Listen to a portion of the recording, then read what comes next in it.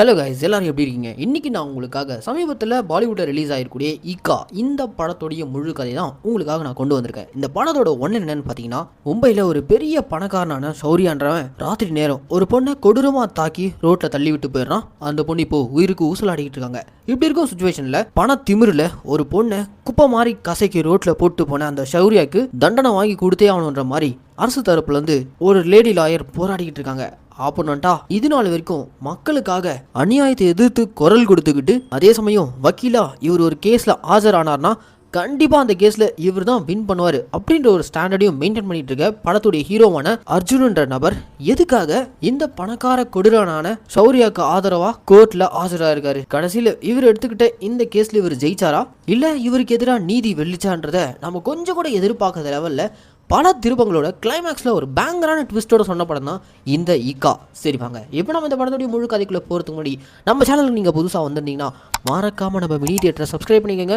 அது உங்களுக்கு இந்த வீடியோ பிடிச்சிருந்துச்சுன்னா லைக் கமெண்ட் ஷேர் லைக் பண்ணும்போது கமெண்ட் செக்ஷனில் ஹைப் பண்ணுற ஒரு ஆப்ஷன் வரும். அந்த ஹைப்பிங் கிளிக் பண்ணிட்டீங்கன்னா நம்ம சேனலில் போடக்கூடிய வீடியோக்கள் வெகுஜன மக்களுக்கு போய் சேரும். ஸோ மறக்காமல் ஹைப்பிங் கிளிக் பண்ணிக்கோங்க. சரி வாங்க, இப்போ நம்ம இந்த படத்துடைய முழு கதைக்குள்ளே போவோம். படத்தோட ஓப்பனிங் சீன்லேயே ஒரு பப்பை காட்டுறாங்க. அந்த பப்பில் சோமான்ற ஒரு பொண்ணு கூட ரொம்ப நெருக்கமாக சரக்கு போட்டு பேசிட்டு இருக்காங்க. இவன் தாங்க அந்த பணக்கார வீட்டு பையனான சௌரியா. இவனுடைய அப்பா ஒரு பெரிய பொலிட்டீஷியன்ஸ். இன்னும் கொஞ்சம் நாளில் எலெக்ஷன் வேறு வரப்போகுது. அதுபோக இந்த சௌரியாவுக்கு ஏகப்பட்ட பணத்திமிரு. இவனுக்கு ஆல்ரெடி மேரிட் வேறு. இருந்தாலும் சோமான்ற இந்த பொண்ணு கூட பப்பில் ஜாலியாக பேசிக்கிட்டே அந்த பொண்ணை கூட்டிகிட்டு காரில் அங்கேருந்து கிளம்பி போகிறான். அப்படி அவன் காரில் போயிட்டு இருக்கும்போது திடீர்னு ஒரு குறிப்பிட்ட ஸ்பாட்டில் கார் நிற்கிது. அந்த கார் நிற்கிறத அந்த இரவு அந்த வழியாக போயிட்டு இருந்த ஒரு டீ கடைக்காரர் பார்க்குறாரு. உடனே அவர் டீக்காக தான் காரை நிறுத்திருக்காங்க போலன்னு சொல்லிட்டு உடனே இவரும் டீயை போட்டுட்டு அந்த கார் கிட்ட போலான்னு பார்க்குறாரு. அப்போ அந்த காருக்குள்ளேருந்து ரத்த வெள்ளத்தில் இந்த சௌரியா தான் கூட கூட்டு வந்த சோமான்ற அந்த பொண்ணை கார்லேருந்து கொடூரமாக பிடிச்சி தள்ளி விட்டு கார் எடுத்துகிட்டு வேகமாக அங்கேருந்து போயிடறான். இதை அந்த டீ கடைக்காரன் பார்த்துறான். அவ்வளோதான், இங்கே போடுறாங்க படத்தோட டைட்டில். இப்படி டைட்டில் போட்டு ஆரம்பித்ததும் அப்படியே இப்போ அழகான மும்பை சிட்டியை காட்டுறாங்க. அந்த சிட்டிக்கு நடுவில் இருக்கக்கூடிய ஒரு ஸ்விம்மிங் பூல்ல சமீரான்ற ஒரு பொண்ணு நீச்சல் அடிச்சுட்டு போயிட்டு இருக்காங்க. இப்படி நீச்சல் அடிச்சுட்டு இருக்க சமீரான்ற அந்த பொண்ணு யாருடைய பொண்ணுனா அப்படியே கட்டினா இந்த பக்கம் எதிர்காலத்தில் வக்கீலா வரப்போறவங்களுக்காக ஸ்டேஜ்ல ஒருத்தர் நீதியை பற்றியும் நியாயம் பற்றியும் பேசிக்கிட்டு இருக்காருல்ல, இவர் தாங்க இந்த படத்துடைய ஹீரோவான நம்ம அர்ஜுன். இவர் எடுத்துட்ட கேஸ்ல இது நாள் வரைக்கும் இவர் தோல்வியே பார்த்ததில்ல. அதுபோக இவர் எப்பவுமே நியாயத்து பக்கம் மட்டும்தான் நிப்பாரு. மக்கள் மத்தியில் இவருக்கு பெரிய பேரும் செல்வாக்கும் இருக்கு. இப்படிப்பட்ட நபருடைய பொண்ணு தான் அங்க நீச்சல் போட்டியில கலந்துகிட்டு இருக்காங்க. அப்படி அந்த பொண்ணு நீந்திக்கிட்டு போயிட்டு இருக்கும்போது திடீர்னு பாத்தீங்கன்னா மூக்குல இருந்து ரத்தம் ப்ளீட் ஆகி அப்படியே அந்த போட்டிக்கு நடுவுலயே மயங்கி போக உடனே அவளை தூக்கிட்டு ஹாஸ்பிட்டல் கொண்டு போறாங்க. இந்த செய்தி அவருடைய மனைவி மூலியமா ஹீரோ காதுக்கு வருது. உடனே ஹீரோவும் அடிச்சு பிடிச்சிக்கிட்டு நேராக ஹாஸ்பிட்டல் வந்து பார்க்குறாரு. ஹாஸ்பிட்டலில் இவருடைய பொண்ணு நார்மல் ஆகிட்டாங்க. சமீரா எந்திரிச்ச உடனே தான் அப்பா கிட்ட, அப்பா இந்த மாதிரி நீச்சல் டைமில் மூக்கில் தண்ணி ஏறிட்டு ரத்தம் வரதெல்லாம் சகஜம் தான்ப்பா அப்படின்ற மாதிரி அந்த பொண்ணு அவ்வளோ தைரியம் கொடுக்குறா. இருந்தாலும் நம்ம ஹீரோக்கும் அவருடைய ஒய்ஃப்க்கும் பயம். உடனே ட்ரீட்மெண்ட் கொடுத்த டாக்டர் கிட்ட போய் பேசும்போது தான் அவர் வந்து இந்த மாதிரி உங்கள் பொண்ணுடைய பிளட் டெஸ்ட் எல்லாம் எடுக்கணும், அதுக்கப்புறம் தான் எங்களால் சொல்ல முடியுன்ற மாதிரி சொல்லிட்டு போயிடுறாரு. நம்ம பொண்ணுக்கு எதுவும் ஆயிருக்காது, எதுவாக இருந்தாலும் பார்த்துக்கலான்ற மாதிரி ஹீரோ ஒரு பக்கம் கிளம்பி போயிட்டு இருக்க. அப்படியே கட் பண்ணா இந்த பக்கம் இன்னொரு மிடில் கிளாஸ் லேடியை காட்டுறாங்க. இவங்க தான் நம்ம ஹீரோக்கு எதிராக வாதாடக்கூடிய ஆப்போனன்ட் லாயர். இவங்க வீட்டில் இவருடைய அன்றாட வேலைகள் பார்த்துட்டு இருக்கும்போது இந்த கேஸில் இன்வால்வ் ஆன போலீஸ் ஆஃபீஸர் கால் பண்ணி இந்த சௌரியா கேஸில் நீங்கள் தான் கவர்மெண்ட் சார்பாக வாதாடணும் அப்படின்ற மாதிரி அந்த லேடி வக்கீலுக்கு கால் பண்ணி இன்ஃபார்ம் பண்ணிட்டு இருக்க. சரி அதெல்லாம் பார்த்துக்கலாம் அப்படின்ற மாதிரி அவங்களும் காலில் பேசிட்டு இருக்காங்க. அப்படியே கட் பண்ணா இந்த பக்கம் இந்த சௌரியாவுடைய அப்பனுக்கால அவன் ஒரு மிகப்பெரிய பொலிட்டீஷியன் பணக்காரன். அவன் நம்ம ஹீரோ கால் பண்ணி வீட்டுக்கு வர சொல்லியிருக்கான். ஹீரோவும் வீட்டுக்கு போயிருக்காரு. அப்படி வீட்டுக்கு போனதுமே அந்த இடத்துல வச்சு, இங்கே வரப்பா என் பையன் ஒரு பெரிய கேஸில் சிக்கியிருக்கான், இதுலேருந்து அவனை வெளிக்கொண்டு வரக்கூடிய ஒரே ஆள்னா அது நீ மட்டும்தான், உன்னால தான் முடியும் அர்ஜுன். எப்படியாவது இந்த கேஸை உடச்சி என் பையனை வெளிக்கொண்டு வந்துரு, என்னுடைய அரசியல் வாழ்க்கையே இதுக்குள்ளே தான் இருக்கு அப்படின்ற மாதிரிலாம் இவர் சொல்லிட்டு இருக்க. அந்த இடத்துல நம்ம ஹீரோ ரொம்ப கூலாக டீ குடிச்சுக்கிட்டே, நீங்கள் என்ன சொன்னாலும் சரி உங்கள் பையனுக்காகலாம் என்னால் இந்த கேஸை கையில் எடுத்துக்க முடியாது, ஏன்னா உங்கள் பையன் இப்படிப்பட்ட கிரைம்கள் செய்யக்கூடியவன் தான், இவனை மாதிரி ஆளுங்கள்லாம் உள்ளே இருக்கிறது தான் சரி அப்படின்ற மாதிரி நம்ம ஹீரோ ரொம்ப தெனாவட்டாக பேசிட்டு இருக்க. அப்போ அந்த இடத்துல அந்த சௌரியா இருக்கான்ல, அவன் டப்புன்னு எந்திரிச்சு, இதை நீ ஃபோன்லேயே சொல்லியிருக்கலாமே, எதுக்கு வீடு தேடி வந்து எங்களை அசிங்கப்படுத்துற அப்படின்ற மாதிரி கேட்க. ஃபோன்லேயே சொல்லியிருக்கலாம், ஆனால் அவங்களெல்லாம் நேரில் பார்த்து சொன்னாதான் உங்களுக்கு உரைக்குன்றதுக்காக தான் சொல்லிட்டு போகிறேன் அப்படின்ற மாதிரி அந்த இடத்துல நம்ம ஹீரோ அந்த சௌரியாவை பார்த்து சொல்ல அதுக்கு அவன் பயங்கர வெறியாகிறான். இன்ஃபேக்ட் நம்ம ஹீரோ லாயர்லாம் ஆகிறதுக்கு முன்னாடி படிச்சுட்டு இருக்கும்போதே இந்த சௌரியா இவங்க ஃபேமிலியை பற்றியெல்லாம் நம்ம ஹீரோக்கு நல்லாவே தெரியும். அதனால தான் வீட்டுக்கு வந்து இந்த கேஸை என்னால் எடுத்துக்க முடியாது, இவன் ஜெயிலுக்கு தான் போய் ஆகணும் அப்படின்ற மாதிரி சொல்லிட்டு வந்துடுறாரு. இதனால சௌரியா ஒரு பக்கம் டென்ஷன் ஆகிட்டு இருக்கான். இன்னொரு பக்கம் நம்ம ஹீரோ தான் மனைவி கூட்டிட்டு ஹாஸ்பிட்டல் போயிருக்காரு. டாக்டர் பிளட் டெஸ்ட் எல்லாம் எடுத்து செக் பண்ணிட்டு ஒரு ஷாக்கிங்கான விஷயத்த ஹீரோக்கிட்டையும் ஹீரோடைய ஒய்ஃப்கிட்டையும் சொல்லிட்டு இருக்காரு. அதாவது இவங்க பொண்ணுக்கு வந்திருக்கிறது லுக்கோமியா கேன்சர். அவ்வளோதான், தான் பொண்ணுக்கு கேன்சர் இருக்குன்ற விஷயம் கேள்விப்பட்டதுமே ரெண்டு பேருமே உடஞ்சு போயிடறாங்க. ஆனா டாக்டர் வந்து கவலைப்படாதீங்க, இப்பெல்லாம் மெடிக்கல் எவ்வளவு அட்வான்ஸ் ஆயிடுச்சு, உங்க பொண்ணை கண்டிப்பா காப்பாத்திலாம், ஆனா அதுக்கு தேவை பொண்ணுடைய அப்பாவுடைய போன் மேர தேவை அப்படின்ற மாதிரி டாக்டர் சொல்ல அந்த விஷயம் கேள்விப்பட்டதுமே ஹீரோவும் ஹீரோடைய ஒய்ஃபும் ஒரு மாதிரி எமோஷனா வராங்க. காரணம் என்னன்னா, எஸ், சமீரா நம்ம ஹீரோவுடைய பொண்ணே கிடையாது, அவளுடைய பயாலஜிக்கல் ஃபாதர் வேற யாரோ. அது யாரு என்னன்னு நமக்கு இன்னும் ரிவீல் பண்ணல. நான் பொண்ணை காப்பாற்றணும்னா அவளுடைய பயாலஜிக்கல் ஃபாதரோடைய போன் மேர வேணும்ன்ற விஷயம் டாக்டர் சொன்னதுல இருந்தே வீட்டுக்கு வந்ததுலேருந்து அதை நினைச்சே ஒரு மாதிரி எமோஷனாக வராங்க. நம்ம பொண்ணு சமீராக்காக நான் எதையும் செய்வேன், நான் அவனை போய் பார்க்குறேன் அப்படின்ற மாதிரி நம்ம ஹீரோ தன் ஒய்ஃப் கிட்ட சொல்லிட்டு கிளம்புறாரு. இவர் யாரை போய் பார்க்குறாருன்னா, இங்கே தாங்க கதையிலே ஒரு பயங்கரமான ட்விஸ்ட்டு. அது வேற யாரும் இல்லைங்க, அந்த ஷௌரியா தான். எஸ், அவன் தான் சமீராவுடைய பயாலஜிக்கல் ஃபாதர். ஒரு காலத்தில் நம்ம ஹீரோவுடைய மனைவியும் இந்த ஷௌரியாவும் லவர்ஸாக இருந்திருப்பாங்க போல. அப்போ அவங்க கர்ப்பமாக இருக்காங்க. ஷௌரியாவுடைய கேரக்டர் தெரிஞ்சதுக்கு அப்புறம் அவங்ககிட்ட இருந்து விலைக்கு வந்து அர்ஜுனை கரம் பிடிச்சு கல்யாணம் பண்ணியிருக்காங்க. ஸோ சமீராவுடைய உண்மையான ஃபாதர்னா அது இந்த ஷௌரியா தான். இப்போ இவங்க பொண்ணு சமீராவுடைய உயிரை காப்பாற்றணும்னா இந்த ஷௌரியா மனசு வச்சு அவன் போன் மேல கொடுத்தா மட்டும்தான் இவங்க பொண்ணை காப்பாற்ற முடியும். ஸோ இந்த விஷயம் கேள்விப்பட்டதுமே அவ்வளோதாங்க. இந்த இடத்துல இந்த ஷௌரியா நம்ம ஹீரோ கிட்ட ரொம்ப திமிரா தேனாவட்டா பேசுறான். இத்தனைக்கும் இவனுக்கு பிறந்த குழந்தையோட உயிரை காப்பாற்றணுன்றதான் நம்ம ஹீரோ போய் நிற்கிறாரு. ஆனால் அதெல்லாம் பற்றி கவலைப்படாம அன்னைக்கு வீடு ஏறி வந்து எங்களை அசிங்கப்படுத்தினால இருந்தாலும் பரவாயில்ல, இந்த கேஸ்லேருந்து நான் விடுதலை ஆகணும், அதே சமயம் உன் பொண்ணுடைய உயிரை நான் காப்பாற்றணும், இது ரெண்டு நடக்கணும்னா என்னுடைய கேஸை நீ கையில் எடுத்து ஆகணும் அப்படின்ற மாதிரி இந்த ஷௌரியா சொல்ல வேறு வழி இல்லாமல் நம்ம ஹீரோ அந்த கேஸை கையில் எடுத்துக்கிறதுக்கு ஒத்துக்கிறாரு. அவ்வளோதாங்க. அடுத்த நாளே டிவி நியூஸ் எல்லா பக்கமும் நம்ம ஹீரோ இவனுடைய கேஸை எடுத்திருக்கான்ற விஷயம் வைரலாக போயிட்டு இருக்கு. நீதி நேர்மைன்னு ஒரு கொள்கையோட இருந்த ஷௌரியா எதுக்காக இந்த திருட்டு பையன் கேஸை கையில் எடுத்திருக்காரு? இவர் எடுத்திருக்க கேஸ்ல கண்டிப்பா இவருக்கு தோல்வியே கிடையாது. இப்படிப்பட்ட நேர்மையான மனுஷன் எதுக்காக இந்த ஷௌரியா மாதிரியான ஆளுங்களுக்கெல்லாம் ஆதரவா கோர்ட்ல ஆஜராகணும்? இப்படி எல்லா பக்கமும் வைரலா திட்டி தீர்த்துட்டு இருக்காங்க. இந்த நியூஸை இந்த ஷௌரியா கேஸ்ல கவர்மெண்ட் சார்பா ஆஜராக போற நம்ம லேடி லாயர் இருக்காங்களே அவங்களும் பாக்குறாங்க. இவங்களுடைய வக்கீல் தொழில இவங்க இது நாள் வரைக்கும் இவங்க ஹீரோவா பார்த்த நம்ம ஹீரோ ஆப்போனன்ட்ல ஷௌரியாக்காக வாதாட வரப்போறான்னு தெரிஞ்சதும் இவங்களும் உத்வேகத்தோட கிளம்புறாங்க. எப்படியாச்சும் அவர் இந்த கேஸ்ல இருந்து தோக்கடிக்கணும்னு சொல்லிட்டு எல்லா பக்கமும் ஒண்ணு விடாம இவங்க ஆதாரங்களை ஒரு பக்கம் திரட்டிட்டு இருக்க ஹாஸ்பிட்டல்ல இந்த ஷௌரியாவால பாதிக்கப்பட்ட சோமான்ற அந்த பொண்ணு உயிருக்கு போராடிக்கிட்டு இருக்காங்க. தான் பொண்ணுடைய நிலைமை நினைச்சு அவங்க அம்மாவும் ஒரு பக்கம் பயங்கர எமோஷன் ஆயிட்டு இருக்காங்க. இவ்வளவு எமோஷனுக்கு மத்தியில தனக்கு தான் பொண்ணுடைய உயிர் தான் முக்கியன்ற மாதிரி நம்ம ஹீரோ ஷௌரியாக்காக கோர்ட்ல ஆஜராயிருக்காரு. இன்னைக்கு தான் கோர்ட்ல ஃபர்ஸ்ட் ஹியரிங். ஹீரோவுடைய ஆப்போனண்டா லேடி லாயரும் ஆஜராயிருக்காங்க. கேஸும் ஸ்டார்ட் ஆகுது. எடுத்த உடனே நம்ம ஹீரோ ஷௌரியா கிட்ட போயிட்டு சம்பவம் நடந்த அன்னைக்கு நைட் நீங்க எங்க இருந்தீங்க, உங்களுக்கும் சோமாக்கும் எப்படி தொடர்பு ஏற்பட்டுச்சு, எங்க அவளை பாத்தீங்க அப்படின்ற மாதிரி கேள்வி கேட்க அதுக்கு இந்த ஷௌரியா ரொம்ப சௌகரியமா போய் சொல்லிட்டு இருக்கான். இந்த மாதிரி பப்ல தான் நாங்க மீட் பண்ணோம், ரொம்ப ஃப்ரெண்ட்லியா என்கிட்ட பேசிட்டு இருந்தா, அப்படியே நாங்க ரெண்டு பேரும் ஒன்னா ஹேங் அவுட் பண்ற விதமா கார்ல டிராவல் பண்ணி போயிட்டு இருக்கும்போது ஒரு குறிப்பிட்ட இடத்துல காரை ஓரமா நிறுத்தி அவகிட்ட நான் வந்து கொஞ்சம் க்ளோஸ் ஆக பார்த்தேன் அப்படின்ற மாதிரிலாம் இவன் கோர்ட்ல எல்லாத்தையும் ஓப்பனா பேசிட்டு இருக்கும்போதே அதே கோர்ட்ல இருக்க இவனுடைய ஒய்ஃப் கௌரி அங்கேருந்து கோச்சிட்டு கிளம்பி போயிடறாங்க. இப்போ திரும்பவும் இந்த ஷௌரியாவுடைய வாக்குமூலம் அங்கே பதிவாயிட்டு இருக்கு. நான் காருக்குள்ள அவகிட்ட க்ளோஸாக நடந்துக்க முயற்சி பண்ணது உண்மைதான், ஆனால் அப்போ அந்த இடத்துல அவள் டென்ஷன் ஆகி கோச்சிட்டு கத்திட்டு காரை விட்டு இறங்கி போயிட்டா. அதுக்கப்புறம் அவளுக்கு என்ன நடந்துச்சுன்னா எனக்கு தெரியாது, நான் அதுக்கப்புறம் கிளம்பி வீட்டுக்கு வந்துட்டேன் அப்படின்ற மாதிரி அந்த ஷௌரியா சொல்ல இவர் சொன்னது அத்தனையும் போய் காருக்குள்ள இவர் சோமா கிட்ட தப்பா நடந்துக்க முயற்சி பண்ணியிருக்காரு. அதோடைய விளைவா அந்த பொண்ணு தற்காத்துக்க இந்த ஷௌரியாவை தாக்கியிருக்காங்க. எதிர் தாக்குதலா ஷௌரியா சௌமியா போட்டு பொழந்திருக்காரு. இவர் அடிச்ச அடியில தான் அவ காருக்குள்ளே அன்கான்சியஸ் இருக்கணும். அதுக்கப்புறம் பயந்து போன ஷௌரியா அவளை பிடிச்சி கார்ல இருந்து தள்ளி விட்டு எஸ்கேப் ஆயிருக்காரு. இதுதான் நடந்தது. சிசிடிவி ஃபுட்டேஜ்ல இவருடைய கார் பதிவாயிருக்கு. இந்த சம்பவம் நடந்த அடுத்த நாளே இவருடைய காரை வாஷ் பண்ணிருக்காரு. இப்படி பல ஆதாரங்களோட நம்ம எதிர்த்தரப்பு லேடி வக்கீல் பாயிண்டா முன்வைக்க, இப்ப நீங்க சொன்னதெல்லாம் நிரூபிக்க உங்ககிட்ட ஆதாரம் இருக்கா அப்படின்ற மாதிரி நம்ம ஹீரோ கேள்வி எழுப்ப அந்த இடத்துல இந்த லேடி வக்கீல் வந்து அடுத்த ஹியரிங்ல நான் என்னுடைய ஆதாரத்தை சப்மிட் பண்றேன் அப்படின்ற மாதிரி சொல்றாங்க. அப்படியே இந்த கேஸோடைய ஃபர்ஸ்ட் ஹியரிங் முடியுது. வெளியே வந்தா பிரஸ் பீப்புள்ஸ் எல்லாரும் நம்ம ஹீரோவை சூழ்ந்துக்கிட்டு சமூகத்துல பண திமிரில் மோசமான கிரைம்ஸ் பண்ணிட்டு இருக்கவனுக்காக ஆதரவா நீங்க ஆஜராகலாமா அப்படின்ற மாதிரிலாம் கேள்வி எழுப்பிட்டு இருக்காங்க. இந்த கேள்விகளுக்கெல்லாம் நம்ம ஹீரோவால பதில் சொல்ல முடியல. ஏன்னா இவரை பொறுத்த வரைக்கும் இவருடைய பொண்ணோடைய உயிரை காப்பாற்றணும். ஸோ அதுக்காக தான் இவர் இந்த வேலைகள் பண்ணிட்டு இருக்காரு.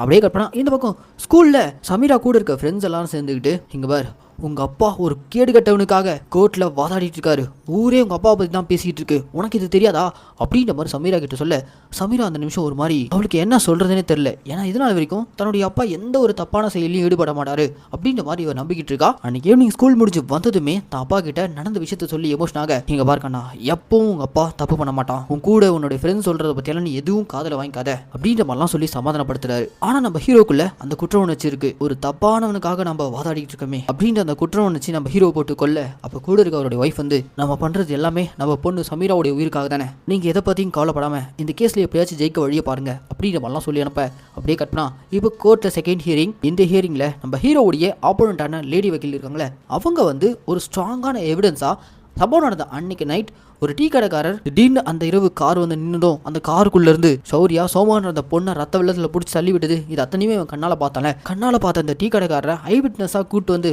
கோர்ட்ல நிறுத்த இவரை கிராஸ் கொஸ்டின் கேட்கிற விதமா நம்ம ஹீரோ போயிட்டு நீங்க பார்த்த அந்த கருப்பு கலர் கார் அது எந்த கார்னு உங்களுக்கு தெரியுமா, ஸ்பெசிஃபிக்கா சொல்லுங்க அப்படின்ற மாதிரி நம்ம ஹீரோ வெவ்வேறு பிராண்ட்ல இருக்கக்கூடிய காரை காமிச்சு அந்த டீ கடைக்காரரே ஒரு மாதிரி குழப்பிடுறாரு. ஒரு கட்டத்துக்கு மேல அந்த டீ கடைக்காரர் இந்த மாதிரி போலீஸ்காரங்க ஒரு காரை காமிச்சு இந்த கார் தானு கேட்டாங்க.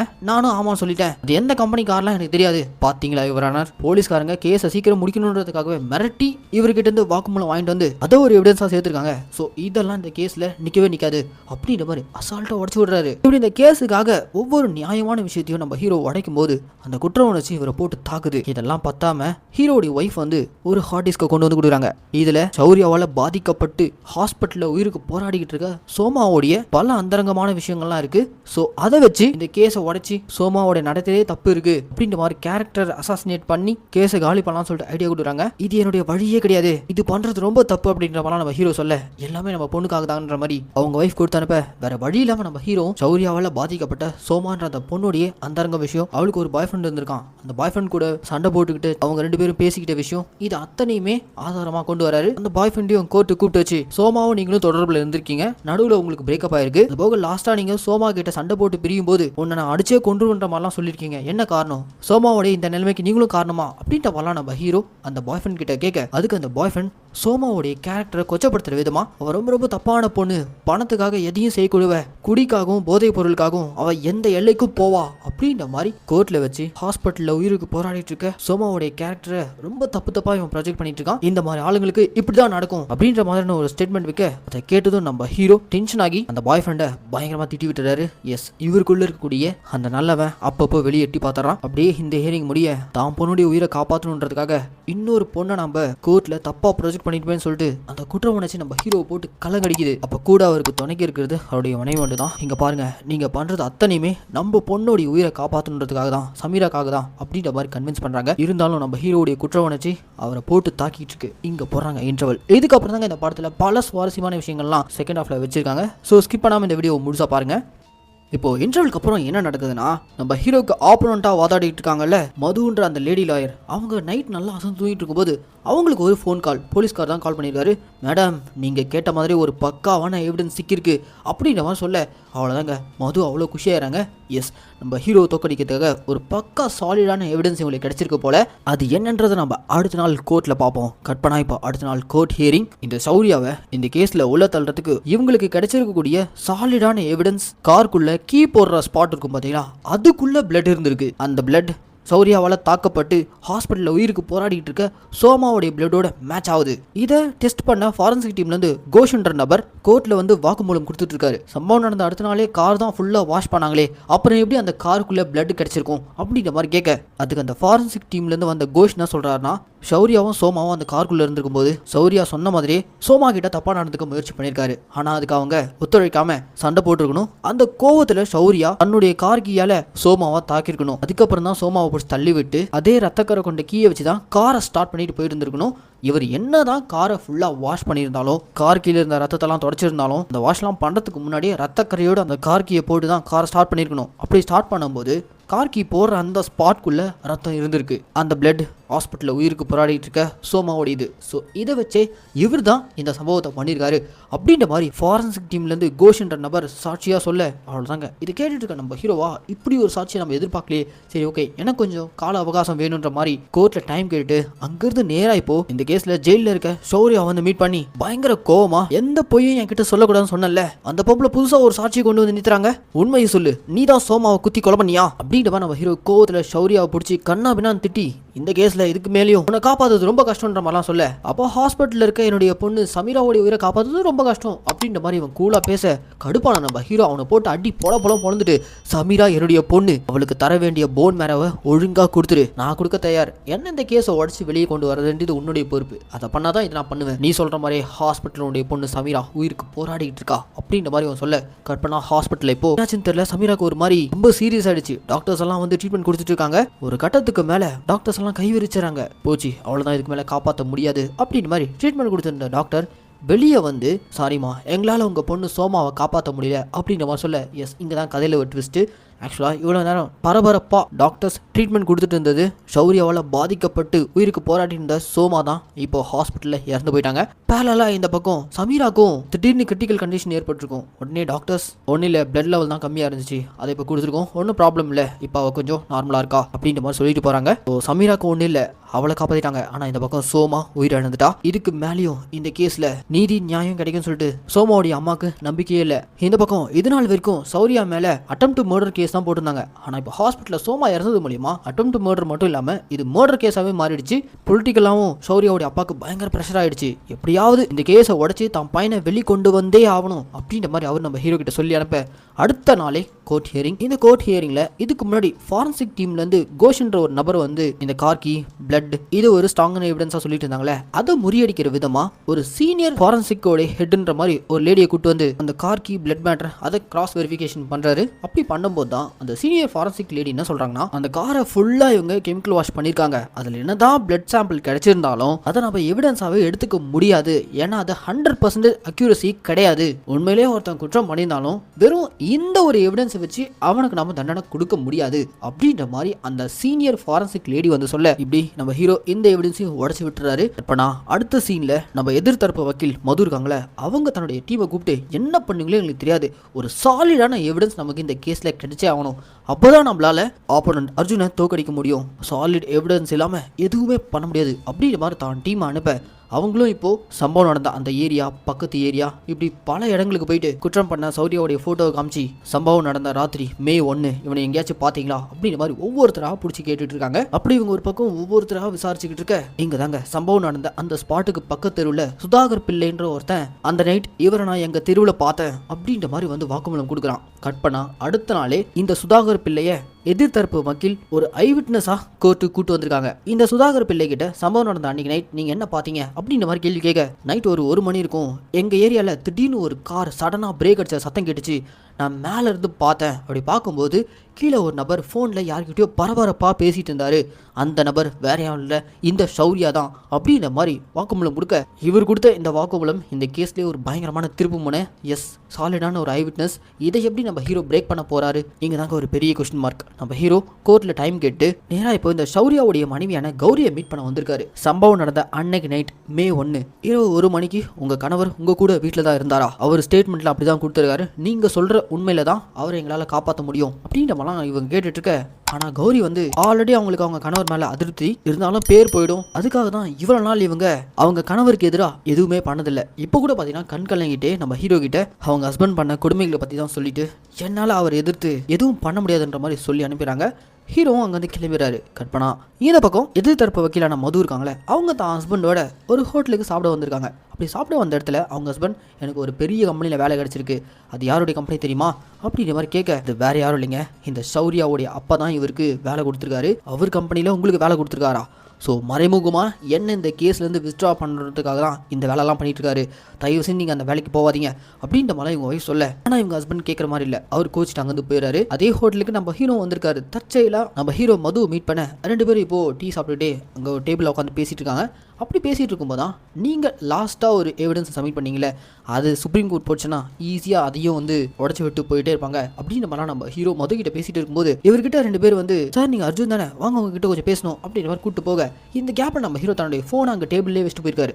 அப்படி டேபிள் இருக்கக்கூடிய அந்த ஃபோனுக்கு இவருடைய டீம்லேருந்து ஒரு மெசேஜ், இந்த மாதிரி இந்த கேஸில் கௌரி நமக்கு ஹெல்ப் பண்ண மாட்டேன்னு சொல்லிட்டாங்க, சௌரியாக்கு இந்த கேஸில் தண்டனை வாங்கி கொடுத்தே ஆகணுன்ற மாதிரி அவங்க இருக்காங்க அப்படின்ற மாதிரி ஒரு மெசேஜ். இந்த மெசேஜை நம்ம மது படிச்சிடறாங்க. அவ்வளோதாங்க, இந்த கேஸ் இப்போ ஒரு முடிவுக்கு வருது. லாஸ்ட் ஹியரிங்கில் நம்ம மது கோர்ட்டில் ஜட்ஜு கிட்ட இந்த கேஸோடைய நம்ம இறுதி கட்டத்துக்கு வந்துட்டோம், இப்போ நான் உங்களுக்கு ஒரு சாலிடான இன்னொரு விட்னஸையும் நான் கூட்டு வந்திருக்கேன்னு சொல்லிட்டு பெர்மிஷன் கேட்டு யாரை கூட்டு வந்திருக்காங்கன்னு பார்த்தீங்கன்னா, நம்ம ஹீரோடைய ஃபோனில் பார்த்த அந்த மெசேஜை பார்த்ததுக்கு அப்புறம் இந்த கேஸில் சௌரியாவை பக்காவா உள்ள தள்ளணும்னா அதுக்கு அவனுடைய மனைவியான கௌரி கோர்ட்டுக்கு வந்து சாட்சி சொன்னதான் உண்டுன்ற மாதிரி இவங்க கௌரியவும் கோர்ட்டு கூட்டு வந்திருக்காங்க. அப்படி கோர்ட்டு கூட்டு வந்ததும் சம்பவம் நடந்த அன்னைக்கு நைட் என் ஹஸ்பண்ட் சௌரியா 1 மணிக்கெல்லாம் வீட்டுக்கு வரல, அவர் விடிய காலையில் 4 மணிக்கு தான் வந்தாரு, நீங்க முன்னாடியே சொல்லியிருக்கலாமே அப்படின்ற மாதிரி கிராஸ் கொஸ்டின் வைக்க, முன்னாடியே சொல்லியிருக்கலாம் தான், ஆனால் எங்களுடைய ஸ்டேட்டஸ் அது போக என் ஹஸ்பண்ட் சார்ந்தவங்க எல்லாரும் என்னை மிரட்டி அப்படி ஒரு ஸ்டேட்மெண்ட் கொடுக்க வச்சாங்க. ஆனால் உண்மையிலே அவர் வெடிக்காலையில் 4 மணிக்கு தான் வந்தார் அப்படின்ற மாதிரி இந்த கௌரி ஒரே போட இந்த ஒரு ஸ்டேட்மெண்ட்டே போதும், அவன் தான் சோமாவுடைய மரணத்துக்கு காரணம் அப்படின்ற மாதிரி அந்த இடத்துல நம்ம மது நிரூபிக்க, அந்த இடத்துல நம்ம ஹீரோ டப்புன்னு இருந்துச்சு. நான் இந்த கௌரி கிட்ட சில கேள்விகள் கேட்க வேண்டியதா இருக்கு அப்படின்ற மாதிரி நம்ம ஹீரோ வந்து இந்த கௌரி கிட்ட சில கேள்விகள் கேட்கிறாரு. இப்போ நீங்க வந்து கொடுக்கக்கூடிய இந்த ஸ்டேட்மெண்ட்டை நீங்க முன்னாடியே கொடுத்துருக்கலாமே, நீங்க அதை பண்ணல. அதுக்கு காரணம் என்ன நான் சொல்லட்டுங்களா? ஏன்னா இப்போ நீங்க சொன்னது எல்லாமே போய் அவர் ஆல்ரெடி 1 மணிக்கு உங்க வீட்டில் தான் இருந்திருக்காரு. அதை நிரூபிக்கிற விதமா என்கிட்ட ஒரு ஆதாரம் இருக்குன்னு சொல்லிட்டு ஒரு போலீஸ்காரரை கூட்டு வராரு. எதுக்காக இந்த போலீஸ்காரரை கூட்டு வந்திருக்காருன்னா, சம்பவம் நடந்த அன்னைக்கு நைட் 1 மணி வாக்குல சௌரியாவுடைய வீட்டுல இருந்து சௌரியாவுடைய மனைவியான கௌரி போலீஸ்க்கு கால் பண்ணி என் ஹஸ்பண்ட் என்ன அடிச்சு கொடுமைப்படுத்துறாரு, தயவு செஞ்சு வந்து காப்பாத்துங்க அப்படின்ற மாதிரி கால் பண்ணி கூப்பிட்டுருக்காங்க. ஸ்டேஷன்ல அந்த கால் ரெக்கார்டும் இருக்கு. சம்பவம் நடந்த அன்னைக்கு நைட்டே என்னுடைய கட்சிக்காரரான சௌரியா 1 மணிக்கெல்லாம் வீட்டுக்கு போயிட்டாரு. ஹஸ்பண்ட் அண்ட் ஒய்ஃப்குள்ள சண்டை ஏற்பட்டிருக்கு. கௌரியை போட்டு சௌரியா அடிச்சிருக்காரு. அதுக்காக தான் இவங்க போலீஸ் ஸ்டேஷன் கால் பண்ணி அது எல்லாமே ரெக்கார்டா இருக்கு. சம்பந்தமே இல்லாம இப்ப 4 மணிக்கு தான் அவர் வந்தாருன்னு சொல்றதுக்கு காரணம் அவங்க ஹஸ்பண்ட் மேல இருக்கக்கூடிய வெறுப்பு அப்படின்ற மாதிரி நம்ம ஹீரோ ஆதாரத்தோட நிரூபிக்க, கடைசியில இந்த விட்னஸையும் கோர்ட் எடுத்துக்காம சோமாவுடைய மரணத்துக்கு காரணம் சௌரியா தான் நிரூபிக்கிறதுக்கு சாலிடான எவிடன்ஸ் இல்லாம இந்த கோர்ட் அவரை விடுதலை பண்ணிடுது. அப்படி விடுதலை பண்ணதும் இவன் வெளியே வந்ததுமே தான் மனைவி கௌரி கிட்ட மன்னிப்பு கேட்கறான். இது அத்தனையுமே நம்ம ஹீரோ மேல இருந்து பார்த்துட்டு இருக்காரு. ஹீரோவுடைய மனசாட்சிக்கு தெரியும் அவன் தான் குற்றவாளி. ஆனா அவனை தான் பொண்ணுடைய உயிரை காப்பாற்றணுன்றதுக்காக விடுதலை பண்ண வச்சுட்டோன்ற மாதிரி ஒரு மாதிரி குற்ற உணர்ச்சி நின்றுட்டு இருக்கும்போது அப்போ அந்த இடத்துல இவருக்கு ஆப்போனண்டா இருந்த மது இருக்காங்களே, அவங்க நம்ம ஹீரோ கிட்ட வந்து நேற்று ஹோட்டல்ல நம்ம தற்செயலா மீட் பண்ணல, நீங்க பிளான் பண்ணி தான் வந்திருக்கீங்க, உங்க போன்ல வந்த மெசேஜை என்ன பார்க்க வச்சிருக்கீங்க, அதை வச்சு கௌரி பக்கம் என்ன திசை திருப்பி இந்த கேஸையே ஈஸியா உடச்சு விட்டீங்க. எஸ், இது எல்லாமே நம்ம ஹீரோடைய பிளான் தான். இதுக்கு முன்னாடி ஹோட்டல்ல ஒரு தற்செயலாம் மீட் பண்ணலைங்க, மது அந்த ஹோட்டலுக்கு வந்திருக்காங்கன்னு சொல்லிட்டு ஃபாலோ பண்ணிட்டே போயிட்டு சௌரியாவுடைய மனைவியான கௌரி பக்கம் இவங்களை திசை திருப்பறதுக்காக தான் இவ்வளவு பெரிய நாடகம் ஆடி பக்காவா ஸ்கெட்ச் போட்டு திசை திருப்பி கௌரியை போய் பேச வச்சு அதை கோர்ட்ல நிரூபிச்சு 1 மணிக்கு அவர் வீட்டில் தான் இருந்தாருன்ற மாதிரி நிரூபிச்சு அவரை வெளியும் கொண்டு வந்துட்டாரு. இது எல்லாமே மதுவுக்கு புரிய வந்ததும் நம்ம ஹீரோவை பார்த்து, நீங்க இந்த கேஸ்ல வேணா ஜெயிச்சிருக்கலாம், ஆனா நான் ஹீரோவை பார்த்த அர்ஜுன்ன்ற அந்த தலை சிறந்த லாயரா நீங்க தோத்துட்டீங்க அப்படின்ற மாதிரி சொல்லிட்டு இவங்க போறாங்க. இது எல்லாத்தையுமே நம்ம ஹீரோ ஏத்துக்கிட்டு ஹாஸ்பிட்டல்ல தன் பொண்ணுடைய உயிரை காப்பாத்தினா போதுன்ற மாதிரி இருக்காரு. இந்த கேஸ்ல இருந்து வெளியே வந்ததுமே இந்த சௌரியாவும் சமீராவுடைய உயிரை காப்பாத்துறதுக்காக போன் வேற கொடுத்துறான். ஒரு வழியா ஆபரேஷன் சக்சஸ்ஃபுல்லா முடிஞ்சு டாக்டர்ஸ் நம்ம ஹீரோ ஒய்ஃபையும் கூப்பிட்டு உங்க பொண்ணு இப்ப பூர்ணமா குணமாயிட்டாங்க அப்படின்ற சொல்ல, அவ்வளவுதான் ஹீரோ பயங்கர சந்தோஷப்படுறான். இப்பதான் இந்த பேட்டை பாயிர நேரம்ன்ற மாதிரி என்னதான் இந்த கேஸ் எல்லாம் முடிஞ்சிருந்தாலும் தன்னுடைய பொண்ணு உயிர் பிழைச்சதுக்கு அப்புறம் நேரா இப்ப இந்த சௌரியாவை அவன் இருக்க பார்ல போய் மீட் பண்றாரு. அப்படி அவன் பார்ல மீட் பண்ணி, நீ இந்த கேஸ்ல இருந்து முழுசா வெளியில வந்துட்டேன்னு நினைச்சிட்டு இருக்க, ஆனா உண்மை அது இல்லை அப்படின்னு நம்ம ஹீரோ ஒரு ஃபிளாஷ்பேக் ஓட்டுறாரு. அந்த ஃபிளாஷ்பேக்ல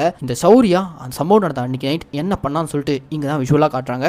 பப்ல இருந்து சோமா கூட கார்ல வந்துட்டு இருக்கும்போது ஒரு குறிப்பிட்ட இடத்துல காரை நிறுத்தி சோமா கிட்ட தப்பா நடந்துக்க முயற்சி பண்ணிருக்கான். சோமா அதுக்கு மறுத்ததுமே கோவப்பட்ட அந்த சௌரியா கார் கீ எடுத்து அவ கழுத்துல ஒரே சொருவு.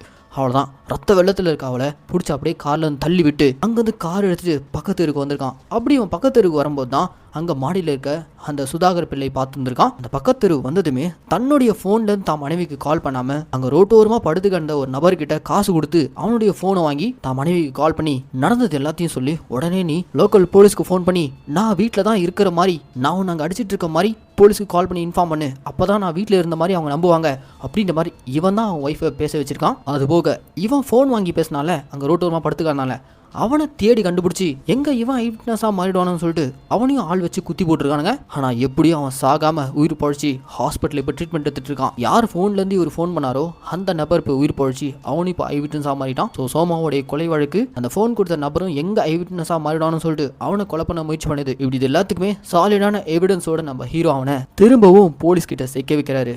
எஸ், பப்ல இருந்தபடியே ஆப்போனன்ட் லாயரான மது போலீஸோட வந்து அந்த சௌரியாவை அங்கிருந்து அரெஸ்ட் பண்ணி கூட்டு போறாங்க. கடைசியா நம்ம ஹீரோ நீதியை நிலைநாட்டிட்டாருன்ற மாதிரி படத்தை முடிக்கிறாங்க.